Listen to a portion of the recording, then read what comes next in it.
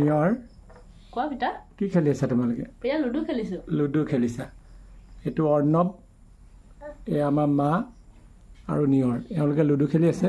এতিয়া নিয়ৰ তোমাক মই কথা এটা সুধো এই যে লুডু খেলখন তোমালোকে খেলিছা হয় তোমালোকে লুডু খেলখনৰ অৰিজিনেলিটিটোৰ বিষয়ে জানা নেকি নাজানো নহয় পিতা নাজানা ন তেতিয়াহ'লে মই কৈ দিছোঁ এই লুডু খেলখনৰ তাৰ যিটো ইতিহাস সেই ইতিহাসটো হৈছে যে আমাৰ ভাৰতবৰ্ষত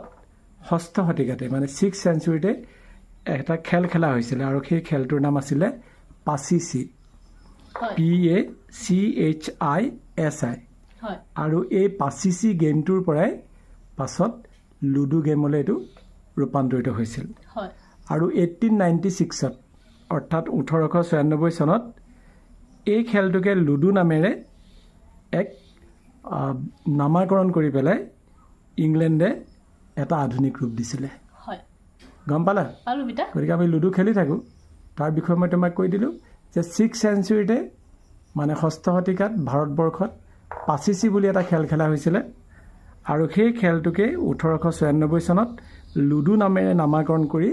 এটা আধুনিক ৰূপ দিলে কোনে ইংলেণ্ডে হয় ঠিক আছে থেংক ইউ পিতা থেংক ইউ